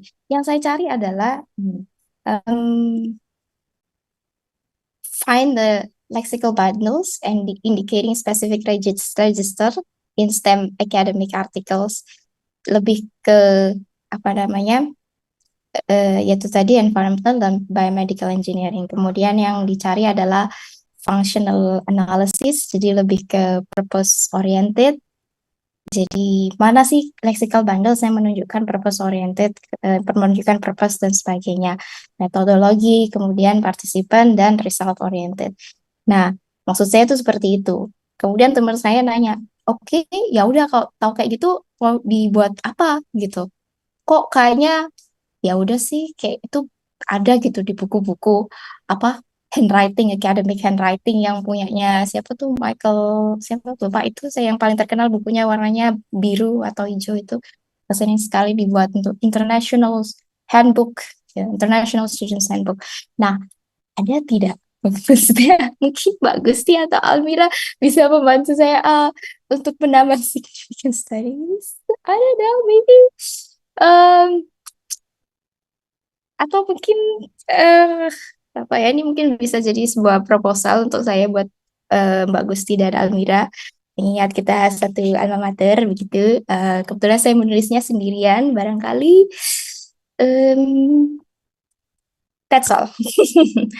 Itu saja pertanyaan saya dan sedikit proposal yang sedikit menggantung untuk eh, eh, Bu Almira, Bu Gusti dan Almira. Itu saya. Terima kasih. Terima kasih atas waktunya. Ya, halo Mbak Rosita, apa kabar? Baik, alhamdulillah. Tuh, Baik. Mem Almira, pertanyaan dari saya panggil Ibu aja kali ya supaya nyambung dengan yang tadi. Pertanyaan Bu Oh, Rosita gitu. langsung membuat saya sepandang karena corpus driven itu ya termasuk riset yang karena kan saya biasanya corpus based study. Kemudian kalau Mbak Rosita corpus driven study, berarti kan ada yang mendriven Bu Rosita untuk mencari apa sih ini lexical bundle-nya gitu. Kalau misalnya saya boleh izin menyampaikan gitu, karena riset corpus driven itu riset yang hampir belum pernah saya lakukan, kecuali Mbak Rosita mau mengajak saya dan mengajari saya, mungkin kita bisa temukan solusinya sama-sama. Tapi izinkan saya untuk sharing sedikit seperti ini. Berkaitan dengan data yang kita ambil, sepengalaman saya, memang secanggih apapun kadang alat yang kita gunakan, kalau untuk maintain data quality atau untuk ngecek satu-satu itu saya kadang masih menggunakan cara yang manual. Kecuali datanya itu sangat amat masif, sangat-sangat banyak, ya udah sedemikian adanya begitu. Tapi kalau misalnya masih bisa saya cek satu persatu Unicode-nya supaya nanti tidak ada aksara Thailand di situ muncul, itu masih saya manualkan. Dan juga kadang ada beberapa teman yang nanya seperti ini, Bu Rosita, apa sih bedanya korpus yang Ibu lakukan dengan VOS viewer yang saya punya begitu? Padahal kan kalau misalnya VOS viewer itu, ya saya tidak pernah sih memakai bibliografik atau VOS viewer ya. Tapi kalau korpus kan kita tahu sendiri untuk dapat data, kemudian untuk dikaji begitu. Kalau crawling, sejauh ini saya hanya pernah menggunakan Scat Engine untuk crawling datanya. Dan hasil crawling data Scat Engine saya pun berujung kepada tidak menjadi artikel apapun, Bu Rosita. Karena sepertinya saya lebih prefer untuk membuat specialized korpus saya sendiri. Begitu. Ya, jadi kalau untuk specialized corpora itu mungkin saya bisa share banyak, tetapi untuk crawling data yang masif dari internet itu saya biasanya depends on korpus-korpus besar. Ini Bu Rosita pasti lagi studi ya, atau lagi bikin project riset nih. Tapi Bikin project research aja buat for your PhD. bukan spare the time gitu aja. Kalau ada free time saya kerjakan, kalau nggak ada ya di Biasa para linguis itu yang saya tahu itu humble semua. Biasanya itu projectnya gede tapi dia bilangnya it's only just for a spare time, something like that. Nah, kalau untuk lexical bundle seperti yang saya sempat paparkan tadi di presentasi, itu juga belum pernah saya lakukan. Jadi kalau untuk suhunya lexical bundle yang sering kolaborasi dengan Pak Denny dulu itu Mem Almira. Tapi kalau misalnya untuk tenses distribution, kemudian grammar, kemudian reporting verbs itu sebagian besar riset saya yang academic writing itu berputar di sana. Mungkin jawaban ini tidak akan memuaskan buat Bu Rosita, tapi itu yang bisa saya jawab. Kalau untuk Mem Almira, ada yang saya catat kok masih tetap masih ada yang dicatat. Terima kasih banyak. Maksudnya tadi sudah terbantu sama Almira juga di Bu Almira juga di komen ya, ada plus one Anchor Gen, and then Bootcat itu juga. Kemudian ada dari Sketch Engine untuk crawling data. Nah, ada yang saya catat. Maksudnya akhirnya membuka membuka ini loh, apa sih namanya yang kayak dibuat membuka bendungan gitu maksudnya yang tertutup gitu. Ya, oke. Terima kasih banyak. Terima kasih. Izin share sedikit Iya, teman-teman untuk just information aja. Kalau misalnya teman-teman mau kan kalau specialized corpora itu kan kita bikin sendiri, tapi kita juga bisa pakai existing corpora atau corpora yang sudah ada. Nah itu memang lebih mudah sebenarnya. Ya udah download aja misal dari Scat Engine atau mungkin dari mana kira-kira seperti itu. Kalau misal akademik artikel seperti itu. Kalau misal mau yang existing, teman-teman bisa download Anchorgen.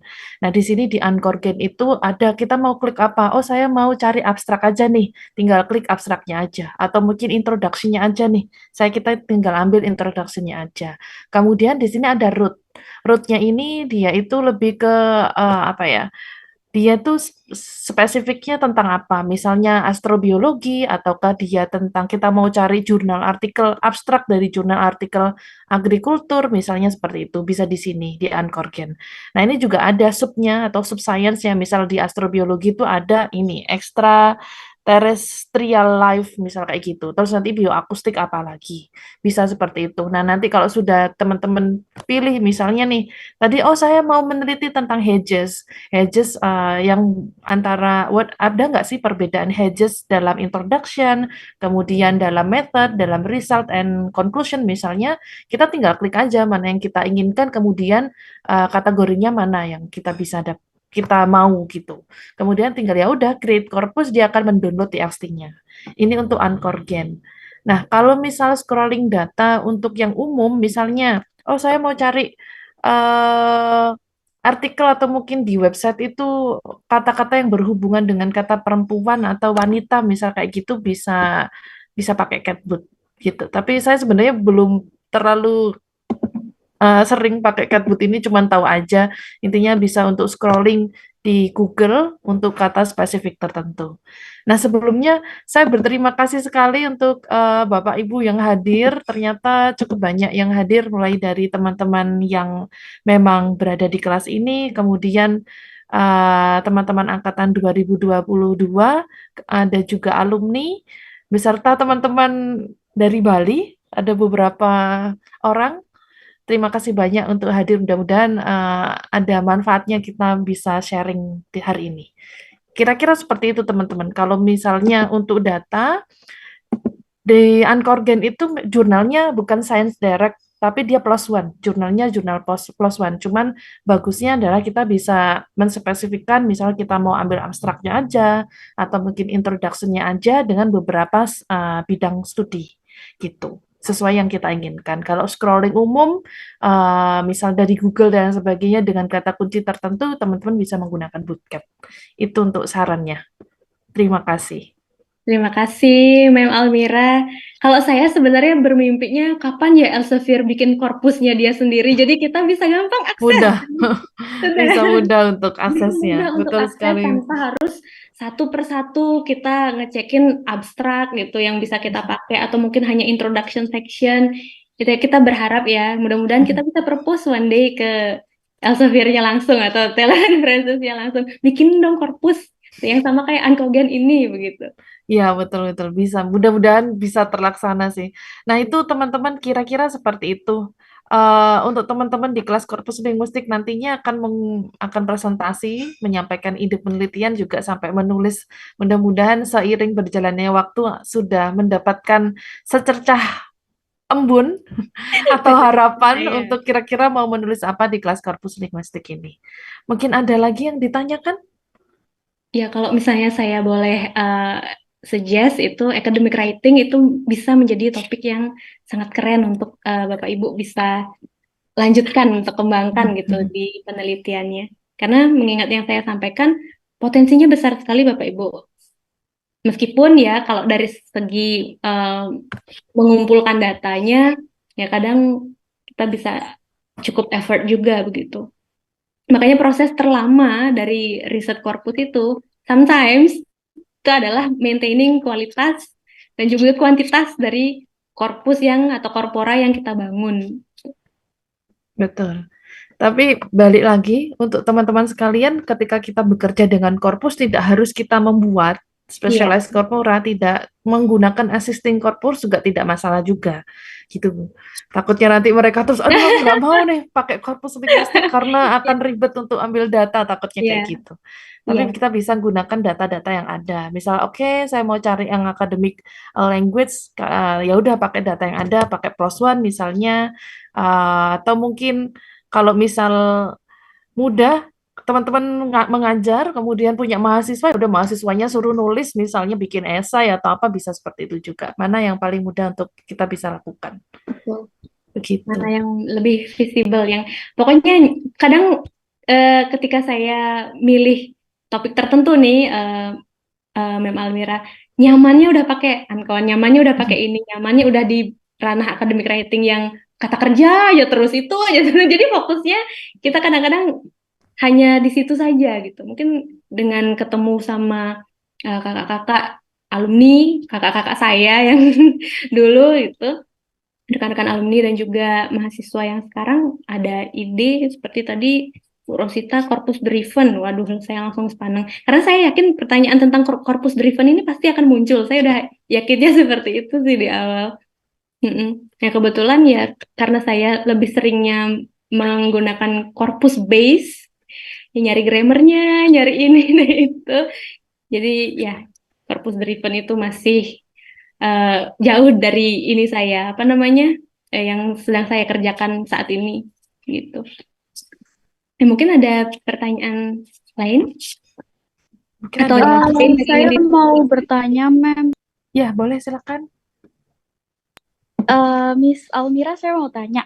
Kira-kira nanti kan kalau kita ada tugas buat korpus, artikel, bikin korpus gitu, apakah dibatasi harus academic writing atau mungkin kita bisa nih ambil dari Twitter atau manapun? Karena mengingat korpus is quite hard for me and confusing, right? Thank you. Bisa ambil kalau untuk nanti tugas, bisa ambil dari manapun, apapun. Kan kita sudah dari awal kita sudah sepakat bahwa korpus itu macam-macam, yang penting dia itu tersimpan, dia dalam bentuk teks, tersimpan dalam komputer, teman-teman bisa gunakan. Entah itu novel, entah itu tweet, atau mungkin sekarang ini yang lagi hits itu kan itu ya, apa namanya, mencari gagasan cawapres dan capres kayak gitu, kemudian teman-teman ambil komentarnya nggak masalah juga, tidak masalah. Jadi kita tidak terpaku hanya misalnya di academic writing, tidak, teman-teman boleh keluar dari zona nyaman atau mungkin mana yang paling teman-teman suka. Misalnya teman-teman, oke saya suka linguistik landscape misalnya, kemudian sambil jalan kemudian membuat kira-kira lanskap linguistik di kota A, di kota B seperti apa, boleh juga bila mana memang itu yang paling disenangi atau yang diinginkan. Seperti itu Mbak Diksi. Oke, thank you so much, Miss Almira. Ya, sama-sama. Nah, sekarang ini kan HP itu cukup canggih ya teman-teman ya. HP itu kan sekarang misal kita ada teks gitu, kita foto aja, kita bisa scan teksnya kan. Kayak gitu. Jadi itu sekarang sudah sangat mempermudah sih selama dia tulisannya itu ketikan, kemudian kita bisa scanning teks itu dari HP kayak gitu, sekarang lebih mudah daripada zaman dulu. Ada lagi pertanyaan teman-teman mengenai mungkin ide? Ya, silakan. Saya mau bertanya. Yes, Mas Fani. Ya, selamat sore Bu Gusti, Bu Almira. Ya. Saya mau bertanya terkait korpus. Mungkin juga mewakili pertanyaan dari teman-teman mahasiswa yang akan atau telah mengambil mata kuliah korpus linguistik ya. Mungkin ini pertanyaan tentang pada saat akan membuat tulisan artikel jurnal. Mungkin kita akan menemukan satu artikel yang mungkin kita tertarik ya. Kita tertarik, kemudian kita ingin, kan cara tercepat untuk membuat artikel itu kan ATM. Jadi kita ingin membuat artikel yang dekat-dekat dengan itu biar mudah. Nah, kira-kira itu gimana caranya untuk kita bisa membuat artikel seperti itu? Cara tercepat untuk menemukan gap-nya itu bagaimana? Ya, kemudian bagaimana menurut Ibu Gusti dan Ibu Almira? Itu saja pertanyaan saya. Terima kasih. Terima kasih Pak Fadi. Mas Fani ini dosen di Unhasi ya, Mas Fani ya, di Jombang teman-teman. Iya. Jadi apa ya, sebenarnya teman-teman alumni S2 Ilmu Linguistik ini luar biasa sekali. Jadi sudah kebanyakan mengajar, ada beberapa juga yang merupakan interpreter, penerjemah dan lain sebagainya. Terima kasih Mas Fani. Yes, mungkin Bu Gusti bisa menjawab pertanyaan dari Mas Fani. langsung kelas academic writing jadinya ya Pak Fani. Halo, salam kenal Pak Fani. Ya saya izin Iya Bu. saya izin menjawab sedikit. Kalau misalnya dari paper yang saya buat, misalnya yang terakhir ya, kalau misalnya ngikutin yang Pak Fani sampaikan tadi, amati, tiru, modifikasi, lalu temukan celahnya begitu.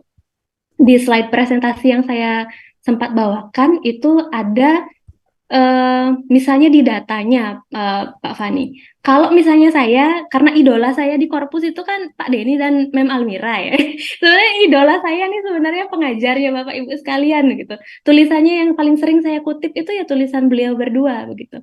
Jadi ya dekatkan diri kita ke tipe-tipe tulisan yang kita ingin tuju, lalu ketika saya tahu oh Mem Almira sama Pak Denny itu senengnya kalau ngambil data, kalau bikin specialized corpus, mereka pasti nyarinya dari artikel-artikel yang reputable begitu, kayak misalnya Elsevier. Mereka langsung mencari seperti apa perbedaannya di hard science dan juga soft science-nya. Ya kan Mem, ada artikel Mem dan Ya Pak ada. itu yang seperti itu. Tidak kehabisan akal Bapak Ibu. Saya langsung iya kalau misalnya Mem Almira dan Pak Ter- Denny itu nyarinya di Elsevier, ya udah saya nyarinya yang deket-deket saya aja di Sinta aja. Sinta juga kan apa namanya database artikel yang cukup besar di Indonesia. Dan kebetulan saya sudah tahu bahwa minat saya itu di second language academic writing, L2 academic writing, ya otomatis Indonesia menjadi pilihan yang paling oke buat saya untuk bridging the gap. Kalau misalnya Elsevier itu kan semuanya itu advanced writer semua, penulis yang udah ya sangat-sangat sangat berpengalaman begitu. Jadi kalau penulis Indonesia itu bagaimana? Itu masih belum banyak ada yang mengkaji. Jadi kalau misalnya saya diminta mencari cara cepat, kita berkenalan saja tidak bisa cepat-cepat kan. Jadi saya perhatikan betul idola saya itu nulis apa, kemudian kalau harus diakui proses amati tiru modifikasi itu, ya saya memang baca juga dari karya-karya mereka begitu, Pak Fani. Jadi kalau Pak Denny nyarinya tentang hard science and soft science, saya juga melakukan hal yang sama, saya adopsi itu begitu. Tapi harus ada sesuatu hal yang baru yang saya hasilkan juga begitu. Jadi konteksnya saya itu lebih ke L2 academic writing, sementara beliau lebih ke advanced academic writing. Mudah-mudahan dapat menjawab. Kalau misalnya cara cepat dan instan itu kalau saya dengan berkenalan dengan baik. Apalagi kalau misalnya penulisnya teman sendiri itu kan kita bisa konsultasi dan ngobrol lebih banyak. Mungkin tidak akan seperti penjelasan dosen-dosen academic writing ya yang harus kita baca literatur yang banyak ini. Kita sesi sharing sesama linguisnya di sini ya kayak gitu aja gitu, Pak Fani. Mungkin kalau dari suhu saya, Bu Almira. Saya juga masih belajar teman-teman. Tapi kalau misalnya saya sih, sebenarnya kalau misal tulisan itu pasti nggak ada yang sempurna ya. Semua tulisan itu pasti ada celahnya. Kenapa? Tinggal tergantung sebenarnya objektifnya apa. Kita tuh mau nulis apa sih gitu. Yang paling penting ketika mau menulis itu harus ada tujuannya. Itu satu. Nah, kalau misal di situ ada recommendation, bisa digunakan. Oh, ternyata yang belum ada, yang direkomendasikan kira-kira seperti ini. Saya bisa nih ambil celah ini. Atau ya itu tadi saya tuh biasanya main untuk ya sebenarnya di Bu Gusti tadi sudah dijelaskan juga, dituliskan juga kita bisa main untuk apa ya beberapa consideration. Misalnya, oke kalau misalnya ini ada tulisan tentang hedges ini L1, penulisnya di L1 berarti kita bisa main ke L2-nya atau bahasanya sebagai bahasa kedua gitu. Atau mungkin oh ini udah ada nih berarti saya harus cari consideration yang lainnya. Oke, field studies-nya. Kalau dulu hard science dan soft science, oke, saya mau lebih spesifik lagi atau mungkin lebih general lagi. Bisa seperti itu. Kemudian bisa juga availability-nya. Oke, kalau yang dulu itu very general, sangat general sekali. Kalau gitu saya mau cari nih, misal saya ambil hedges-nya. Hedges-nya, availability-nya, saya mau bandingkan hedges ini berdasarkan diachronicnya. Kalau 10 tahun sekarang seperti apa, 10 tahun mundur ke belakang seperti apa. Jadi bisa kita main apa ya, cari spesifik atau gap yang seperti itu.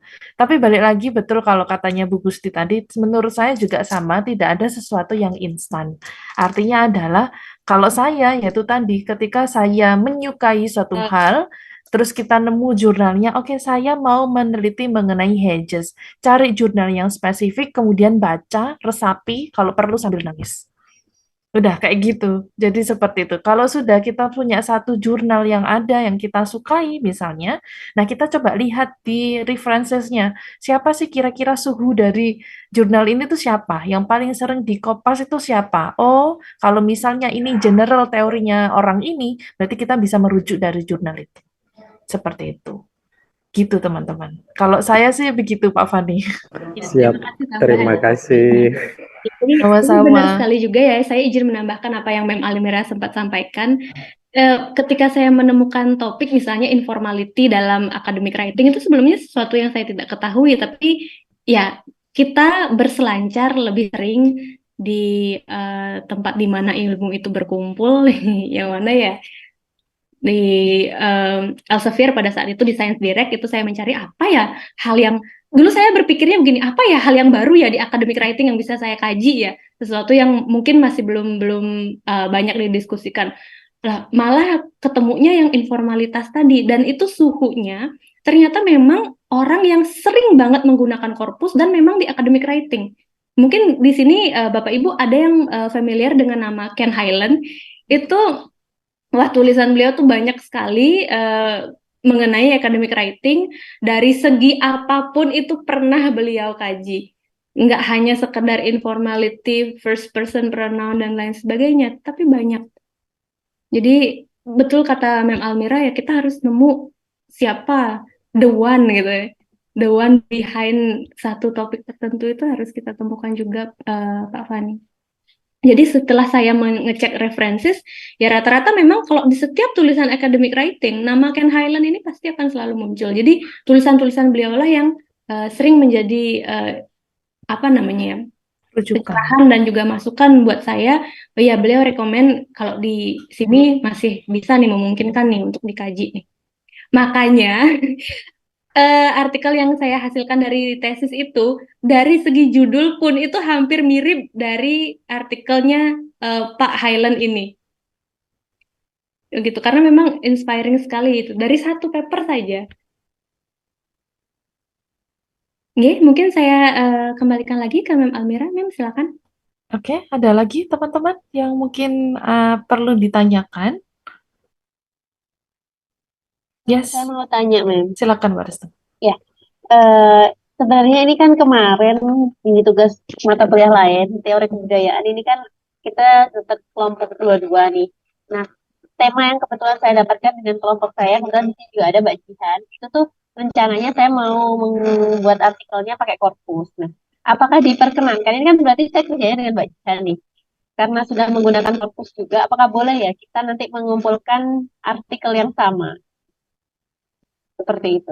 Apakah boleh? Silakan Bu Gusti.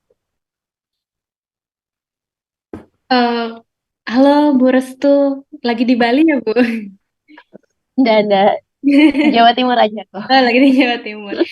Baik, yang saya coba tangkap dari pertanyaan Bu Restu adalah apakah korpus bisa digunakan di kajian budaya, begitu ya Bu ya? Iya, betul.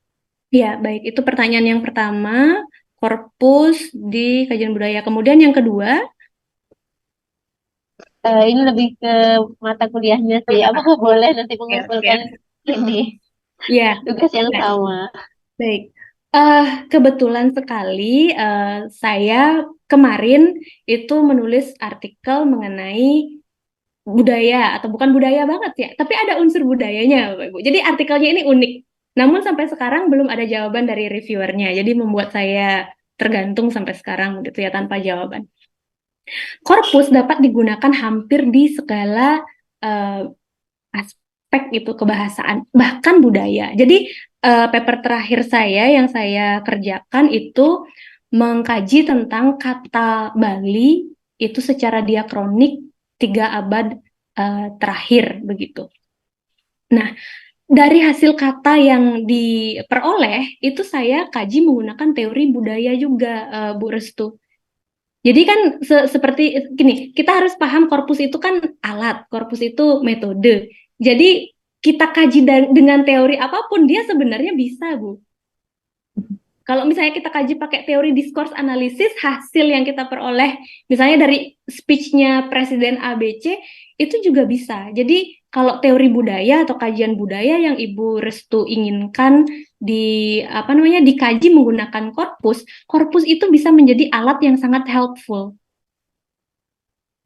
Gitu. Karena saya sendiri ya bisa menggunakannya. Jadi teori budaya apa yang dipakai atau teori linguistik apa yang dipakai, yang dikaji itu adalah hasil data yang diperoleh dari korpus yang sudah Ibu dapatkan atau yang Ibu buat atau yang diperoleh dari korpus-korpus besar yang Ibu senangi untuk mengambil atau memperoleh datanya begitu.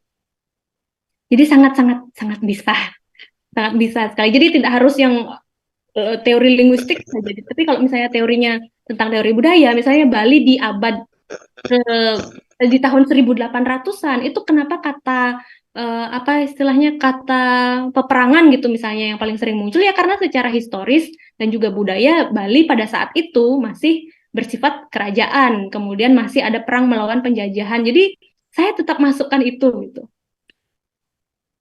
Demikian Ibu, mudah-mudahan dapat membantu menjawab pertanyaannya. Mungkin Mem Almira bisa membantu saya, Mem, untuk menambahkan, Mem.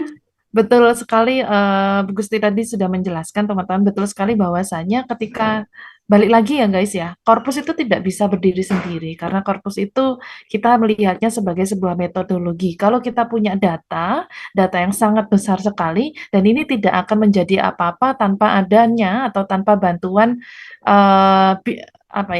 bidang ilmu atau linguistik field yang lainnya kayak gitu, entah di sosiolinguistik, discourse analysis atau mungkin di linguistik kebudayaan dan lain sebagainya. Jadi sangat perlu sekali untuk mengetahui dan menjawab riset question kita butuh bidang ilmu yang lainnya, bidang ilmu linguistik yang lainnya. Nah, kemudian untuk tugas Bu Restu, kalau misalnya Bu Restu menggunakan satu data yang sama, itu is okay, tidak apa-apa untuk dikumpulkan di dalam kelas linguistik kebudayaan. Tetapi kalau satu paper saya punya satu paper nih, ini topiknya tentang linguistik kebudayaan, saya mau kumpulkan satu paper ini untuk linguistik kebudayaan dan linguistik korpus, saya tidak menyarankan. Ya boleh sih nggak apa-apa, tapi nanti nilainya berarti paroan ya Bu Restu ya.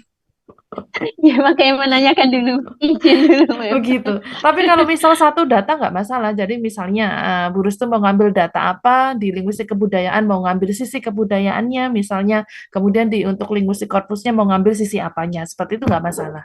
Jadi kita kerjanya satu, tetapi kita bisa punya peranakan atau beberapa hal atau yang perlu diteliti gitu nggak masalah.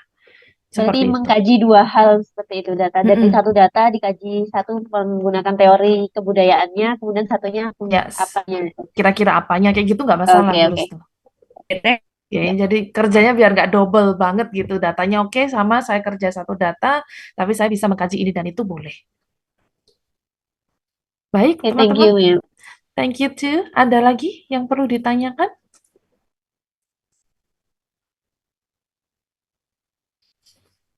Sudah?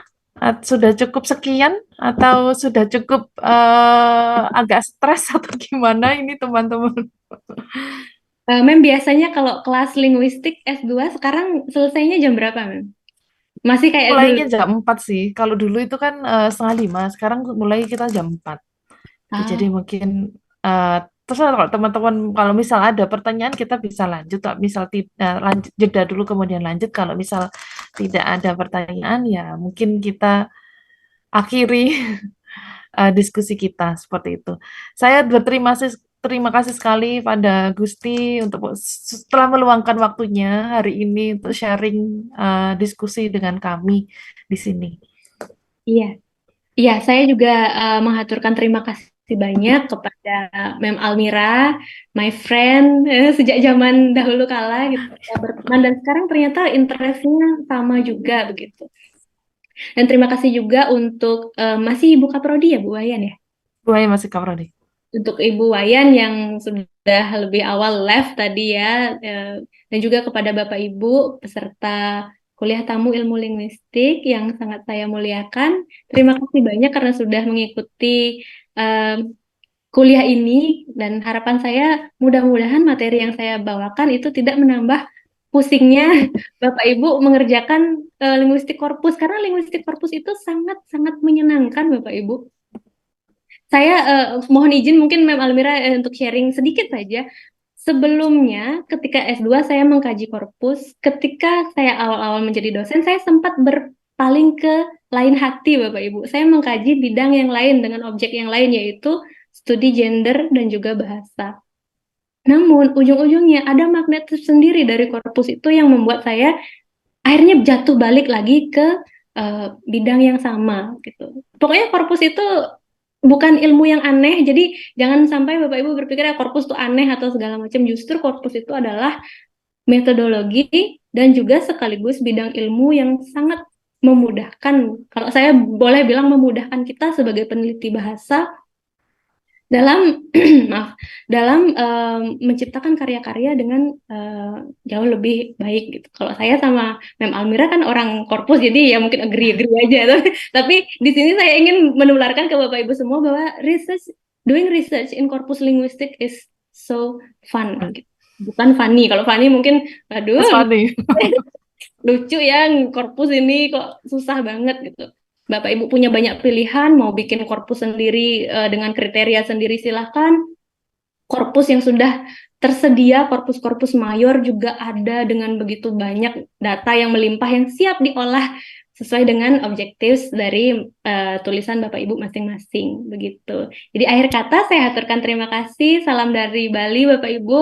Kapan-kapan mohon berkenan untuk berkunjung, atau mungkin nanti ketika saya sempat ke Surabaya kita akan berjumpa kembali secara langsung ya. Terima kasih banyak. Terima kasih Gusti.